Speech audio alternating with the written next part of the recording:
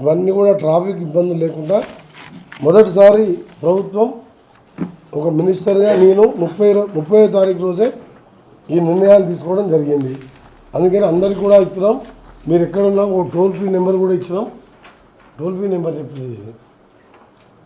Number ఇస్తే ఇక్కడికి అవసరం ఉంటే కూడా మేము ఎక్కడ ఎమర్జెన్సీ ఉంటే ఎవరికైనా ఇబ్బంది ఉన్నా ఎక్కడైనా యాక్సిడెంట్ అయ్యి మేజర్ యాక్సిడెంట్ అయినో లేకపోతే సడన్గా సిక్ అయినా కానీ మాకు ఇన్ఫార్మ్ చేస్తే హెలికాప్టర్లో పోయి కూడా వాళ్ళని పికప్ చేసే విధంగా హెలికాప్టర్లో వచ్చి తీసుకుపోయి అక్కడ తీసుకెళ్ళి వాళ్ళని హాస్పిటల్లో చేర్పించే విధంగా కూడా ఒక టోల్ ఫ్రీ నెంబర్ కూడా 24 అవర్స్ మా స్టాఫ్ మా పిఎస్లు అందరూ కూడా అదే పని మీద ఈ వారం రోజులు అంటే మధ్యలో 3 రోజులు ఎట్లా ఖాళీ ఉంటుంది. హైదరాబాద్ రోడ్లు ఖాళీగా ఉంటాయి, హైవేలు ఖాళీగా ఉంటాయి. ఈ 3 రోజులు కష్టపడని చెప్తున్నా. మధ్యలో 3 రోజులు హ్యాపీగా మీ ఫ్యామిలీతో ఉండండి. హైవే మీద సిటీలో ట్రాఫిక్ ఉండదు. ఆ తర్వాత 3 రోజులు కష్టపడాలని మా R&B స్టాఫ్కు, police, transport department, national highway డిపార్ట్మెంట్కు మళ్ళీ మీ ద్వారా కూడా రిక్వెస్ట్ చేస్తున్నాం. ఇది కోదాడు బార్డర్ వరకు, తెలంగాణ బార్డర్ వరకు నా బాధ్యతగా నేను పోయినసారి నేను ప్రత్యక్షంగా ఎంతోమంది నన్ను తర్వాత అడిగాను, సార్ మీరు వర్క్స్ నడుస్తున్నప్పుడు మీరు ఆ వర్క్ నడిచే స్పాట్ దగ్గర మీరు జాగ్రత్తలు తీసుకోవాలి కానీ తెలిసిన వాళ్ళు తెలియని వాళ్ళు మెసేజ్ ఈమెయిల్ పెట్టడం జరిగింది.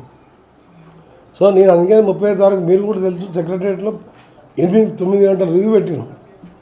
పెడితేనే ఆ రోజు అక్కడి నుంచి అక్కడికే Bhuvanagiri collector, Rangareddy collector, Nalgonda collector అక్కడ అందరూ కూడా గ్రౌండ్ మీద ఉన్నారు ఎస్పీలతో సహా.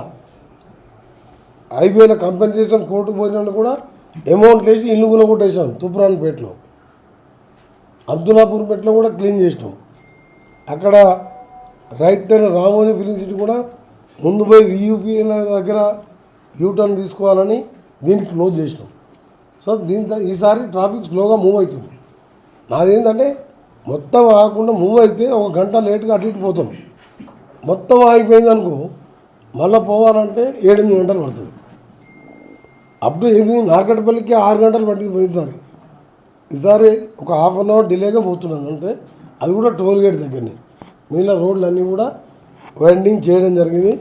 ఈ విధంగా మా ఆఫీసర్లకు, కలెక్టర్లకు, మా R&B, national highway, transport department వాళ్ళు సహకరించినందుకు ఇంకా కూడా ఈ 3 రోజులు కష్టపడాలని, అవసరం ఉంటే రేపు కూడా నేను కూడా ఒకసారి హైవే కూడా ఇన్స్పెక్షన్ చేయడం జరుగుతుంటుంది.